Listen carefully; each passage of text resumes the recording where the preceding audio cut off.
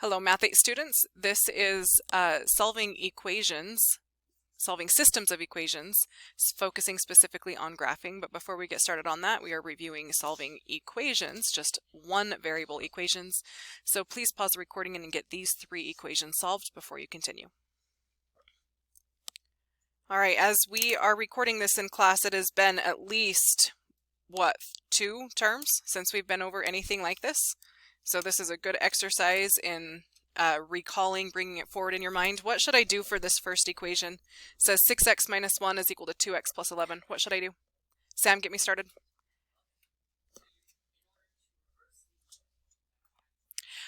While what you said is correct, I don't want to do that because I have x's in two different places. So you can't say, how do we undo what's happening to x when we still have x in two different places? So there should be something that we do before that. What would we do before that, Sam?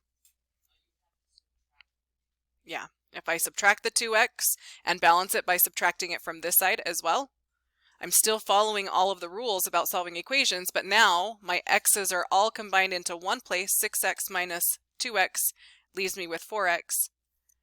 Minus 1 is equal to 11. And you guys have been solving equations like this for 2 years now. So now that Sam did the tricky one, you guys should all be able to tell me what the next step is, right?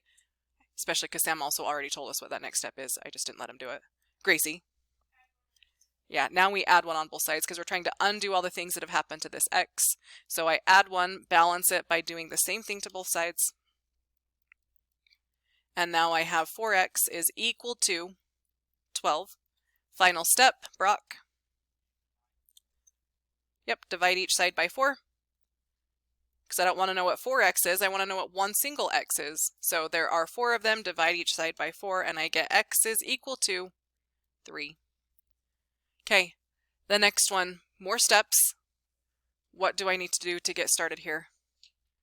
Good, I am happy to see, because at the beginning you guys were kind of iffy, but now you guys have had a chance to discuss and review. Seth, what's our first step here?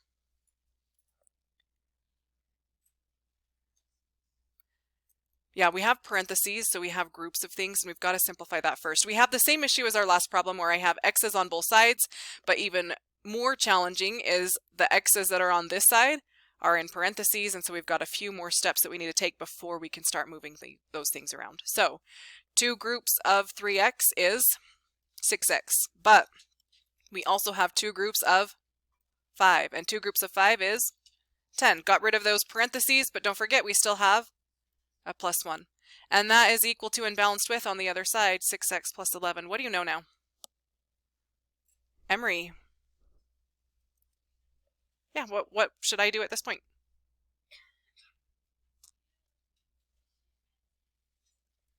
Ten and 1. So combining like terms, 10 plus 1 is 11. So I have 6x plus 11 is equal to 6x plus 11. That's why I asked the last time, what do you know? Based on what we see now, you should be remembering something that we saw many moons ago. What is that something, Sam?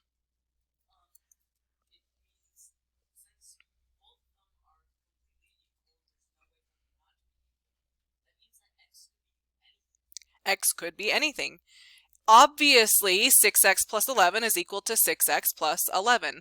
I introduced this concept when I said, well, a tub of chocolates is equal to a tub of chocolates. And so we reached this point in solving this equation where we're like, well, yeah, obviously. And when we get to that stage where obviously 6x plus 11 is equal to 6x plus 11, that's when we need to interpret this. This is infinite solutions. X could be anything, as Sam said.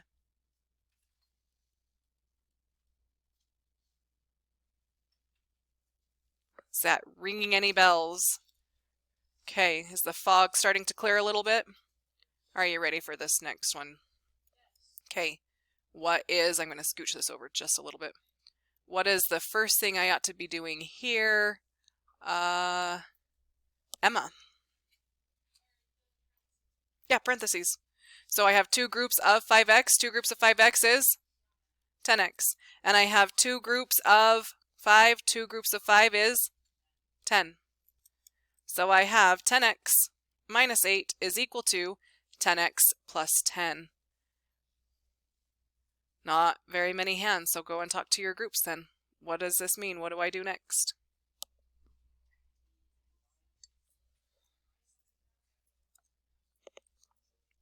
Okay, come back and talk to me now. What now, Kaden? I could add 8 to both sides, but just like I stopped Sam from doing that over here, what should I do first? Do you see how we have x's in 2 places? I don't like x's to be in 2 places, so what should I do? I can't divide by 10. Okay, there we go. Because I've got 10x over here, I don't want it over here, so I subtract 10x and balance it by doing the same thing to the other side. Uh-oh, what just happened? So what do I have? No solution, because is negative a equal to 10? No, this is a lie. I was hoping you would have seen it back here. Did anybody see it back here? Okay, some of you. And if not, that's okay. Just like sometimes, even when it's infinite solutions, maybe we don't notice it. So maybe I would have subtracted 6x from each side and realized, oh no, the x's disappeared then. But what is the difference between what I see here on this middle one and what I see here? Turn and tell your neighbors instead of the class. What's the difference here?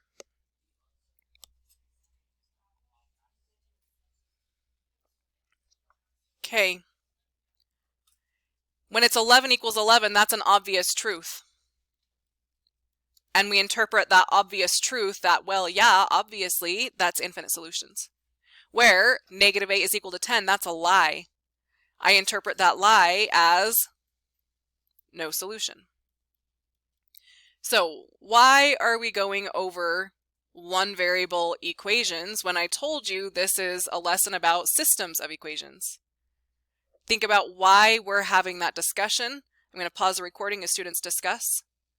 Time's up. What is the connection between these one variable equations that we solved at the beginning of the year and systems of equations that we practiced on Friday? What is that connection? Kaden. They both have variables. Why do they both have variables? Because they are equations. There's way more connections than that, but thank you. That's at least enough to get started. When I solve equations with one variable, I had an x equals. When we solved systems of equations with 2 variables, remember how there's an x and a y? What did our solutions look like on Friday? It had an x equals and a y equals, but we didn't write them x equals and y equals. We wrote them in the form of x comma y, a coordinate. So as we discussed on Friday, before I set you to work on the activity, we saw that a system of equations sounded scary, but it really is solving 2 equations with 2 variables at the same time. Other texts or resources might call them simultaneous equations instead of systems of equations. Why simultaneous? Because we're solving them at the same time. And again, all of that sounds scary, but what did we end up doing to solve a system of equations last week? What did we do? Was it really that scary? No, what did we do? One student remembers what we did on Friday. 2, 3, 4. There are a lot more of you who were here last week. What did we do on Friday? How did we solve these systems of equations? How did we solve those systems of equations? Luke. We graphed them. When we graphed them, how did I know what the solution was? Was the solution the line? No, what was the solution? What did that look like? What was I looking for? Porter.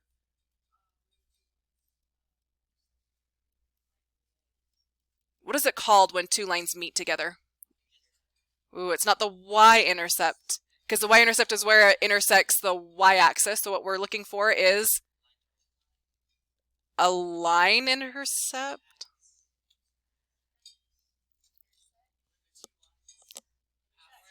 And what is that called when 2 lines pass through each other?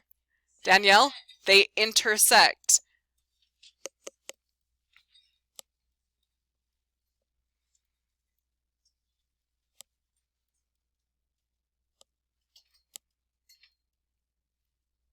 Because when I have two lines that pass through each other or meet together, mathematically speaking, that is an intersection point. An intercept is where something crosses the y-axis, that would be a y-intercept, or an x-intercept where it crosses through the x-axis. But if we have two different lines that are just crossing each other, it's an intersection. So, just like we had one single solution, infinite solutions, and no solutions when we were solving equations that had just one variable, you are going to see the same types of solutions here when they have two variables. Let's just sketch what that could possibly look like. What are the types of solutions under here? We're going to write, they could have just one solution. You saw that on Friday. Generally speaking, what does it look like? A line and another line. And at some point, those two lines are going to cross. And when they cross, that is called an intersection point. And the solution would be the x, comma, y of where those two lines cross. Now, I just sketched some lines. Do your lines have to look exactly the same as mine? No. Just make sure that they show some sort of an intersection.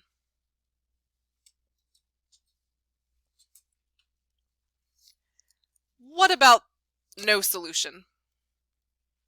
What do you think no solution would look like? Good. A few deep thinkers already have their hands up. What do you think, Gracie? And if they don't intersect at all, what does that look like? So like I'll draw a line. If it's not going to intersect at all, there's another term that we have used in the past to kind of describe that. What would that be? Let's go Jaden. Yeah, they would be parallel lines. Parallel lines are never going to intersect. Parallel lines, what do you know about these two parallel lines looking at them now?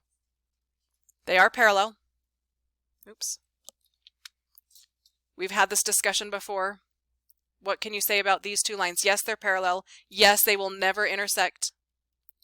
What else could we say about them? Brock? They have the same slope. Yes. That is more important than you realize right now. No intersection.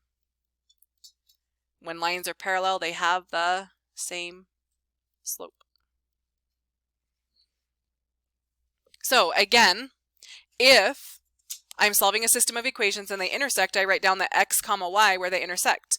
What am I going to write down here when I can't find the intersection point? That is no solution. And now, here's one to really get your brain thinking. Number 4, the other type of solution that we could have is infinite. What do you think infinite solutions could look like? Talk with your groups. There's 3 hands. Happy to see that. Talk with your groups. What do you think that's going to look like?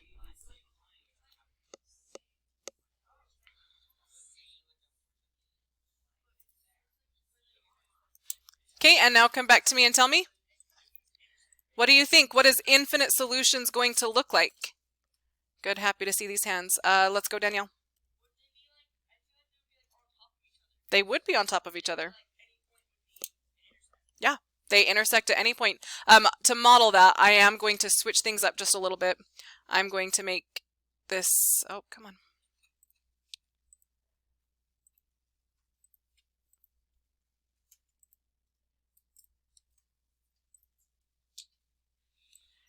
Ooh, that did not work at all. That is not what I wanted to have happen. There we go. Can you guys see that I have the 2 separate lines, but what do I see is happening with those 2 separate lines? They're intersecting at every location. So really it's a red and a blue line, but when I stack them like that, it almost looks like a purple, right? Because they are intersecting everywhere. And instead of us instead of us trying to write down every single coordinate where they intersect, we say that this is infinite solutions.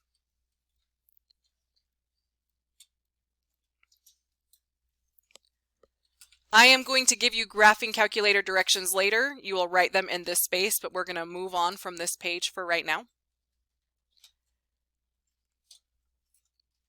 We're going to continue to solve systems of equations by graphing, but understand today is not the introduction, so you're not always going to get such nice, easy single solutions with an x comma y. You might run across those no solution, and you might run across those infinite solutions. So let's do just a couple of them together. Let me see.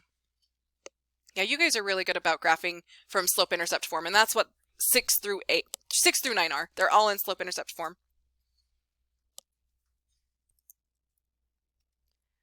When I graph these, I personally like to do 2 different colors just so that I can show this top one is going to be done in blue, this bottom one, or sorry, red, the bottom one is going to be done in blue. And that way later on when I'm checking my answers, I can figure out which line it is that I made the mistake on, if I made a mistake. Y equals 6x plus 2, I see a y-intercept of 2, so I start there.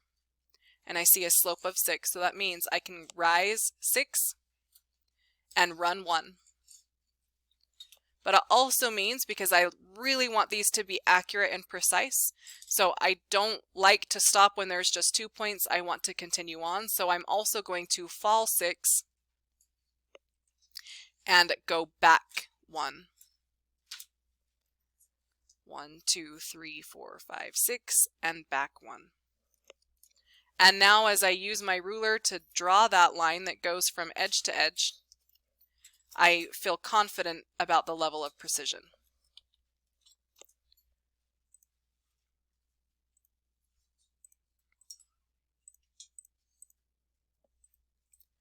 The next one in blue, and again, starting with the y-intercept of -5. And a slope, it just says negative x, but I know that means -1. And a slope of -1 is a rise of -1 over a run of 1. So from here, I rise -1, run 1. Rise -1, run 1. Continue to plot multiple points so that I increase my level of precision. I can also, instead of going down 1 and to the right 1, I can do backwards and go up 1 and left 1. And if you are paying attention, you will see that I just saw where they intersected. Before I even officially drew that line, I can see where that intersection point is.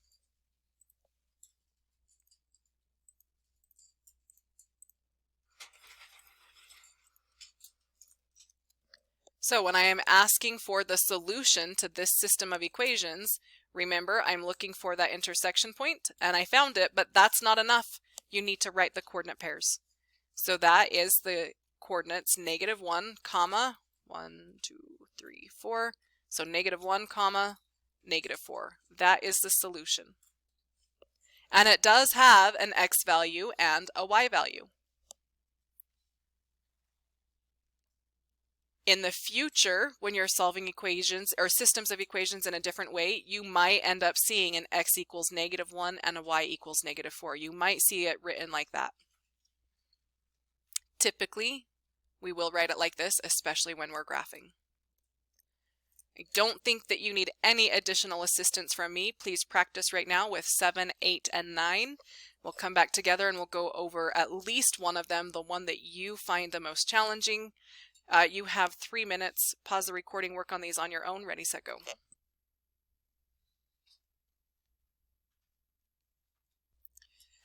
Check your answers. Number 7 is -4, 1. If you did not get that, please check to make sure that your lines look like mine. Number 8 is 6, -4. X value of 6, y value of -4. And 9, of course, was no solution. Did you need to graph number 9 to know that it was no solution? How could you tell without even having to graph that it was going to be a no solution? Let's go, Gabe. Yeah. Exactly. They have the same slope and they have different y-intercepts. That means that these are never going to intersect because they are parallel due to having the same slope. And that is a great observation and one that can save you a lot of time in the future. When you know they have the same slope, that means that they are parallel. That means it is going to be no solution. Okay, I want you to look ahead. Number 10 is still going to be nice and easy. I'll save that one for homework. Look at number 11. What's different about number 11 than the other ones we have done so far? Please turn and talk to your tables. What is different there?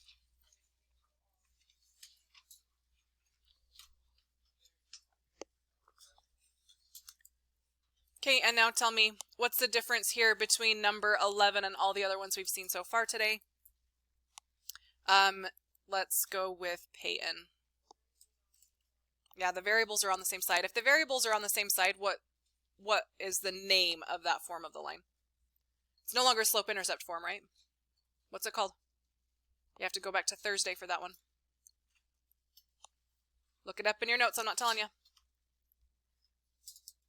What is it called when both of those variables are on the same side, when it's not y equals?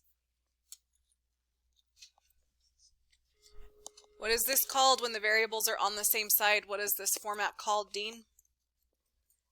This is standard form of a line.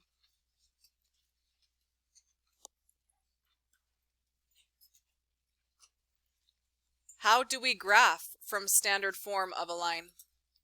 We can't just find the y-intercept and the slope anymore, so what do? Maybe we should have kept our stuff out to figure out how we do that. That was 4 whole days ago. How do we do this? Sam?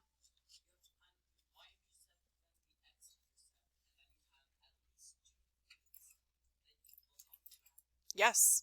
When we find the x-intercept and the y-intercept, that gives us 2 points that we can then use to graph the line. We'll start with the easy one.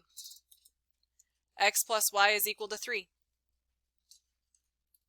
How do I find the x-intercept? I told you to keep your stuff out so that you could review it. Seth?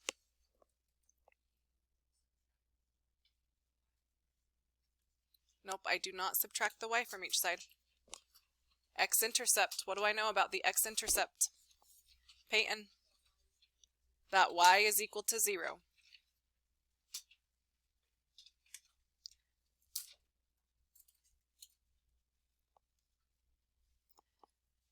When I am finding the x-intercept, I remember that all of the x-intercepts, no matter where it is, the one thing that they all have in common is that the y-coordinate is 0. So x plus 0 is equal to 3. What do I do now? Now that I know that the y value is 0 and I set it equal to 0, finish the rest of this. What do we do? Danielle?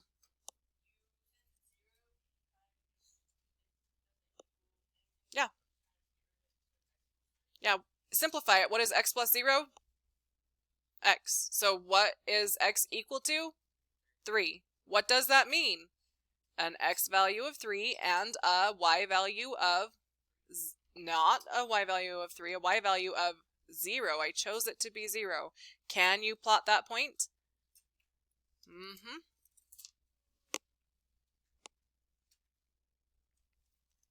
Is that enough to graph this line? It is? But we can't find the slope. That is why we need to find the y-intercept.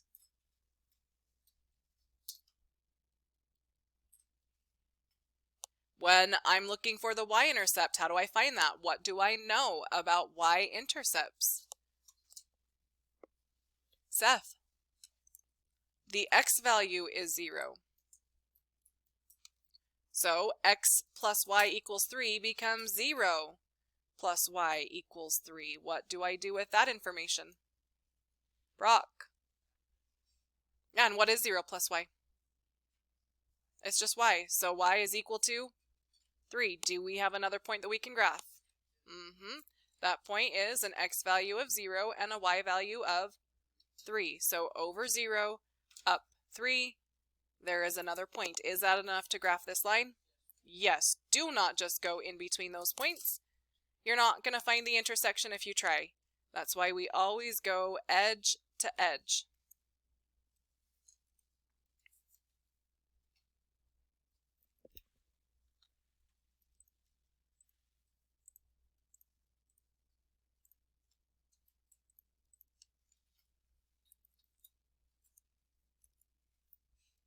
We still have another line to graph. All that work was just to graph this bottom line. Now we need to repeat that process. Now we need to graph this line.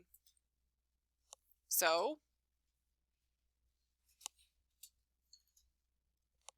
what was the equation? 4x minus y is equal to a -8, and we repeat that process. An x-intercept means the y value is 0. That means I have 4x minus, instead of y, that y is 0. 4x minus y is equal to -8. What's 4x minus 0? 4x. Are we done now? We have an extra step that we didn't have before. What is that extra step? What do I do now, Brock? Divide each side by 4. And that gives me x is equal to -8 divided by 4 is, no it isn't, it's -2. Be careful, watch your negatives. This gives me an x value of -2 and a y value of 0. I can now graph -2, 0. But of course we're not done. I still need to find the y-intercept, which means on y-intercepts I know that the x value is 0. And I repeat that process. 4x minus y changes to 4 times 0 minus y.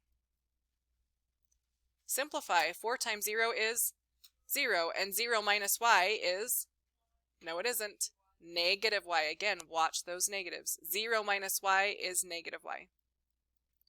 -y is equal to -8, so I divide each side by -1, and I get y is equal to +8. You now have your second pair of coordinates, 0, which we chose from the beginning, the x value is 0, and the corresponding y value is 8. Over 0, up 8.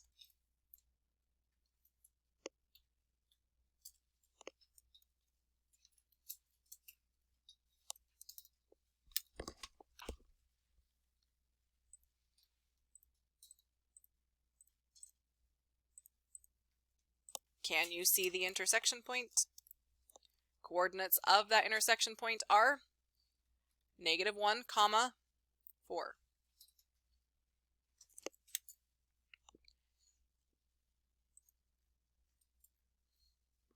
You have more that you need to work on. Your homework is, because you definitely need this practice, 10, 12, and 13. I think we'll practice a little bit more in class tomorrow with 14, 15, 16, 17, and our 2-story problems on the back. So your homework, because I need this to go a little bit smoother and a little bit faster tomorrow than it did today, you need to practice 10, which you should be able to do just fine, but you need to practice 12 and 13, graphing from standard form as well. It's time to get cleaned up. Thanks for watching. We'll see you next time.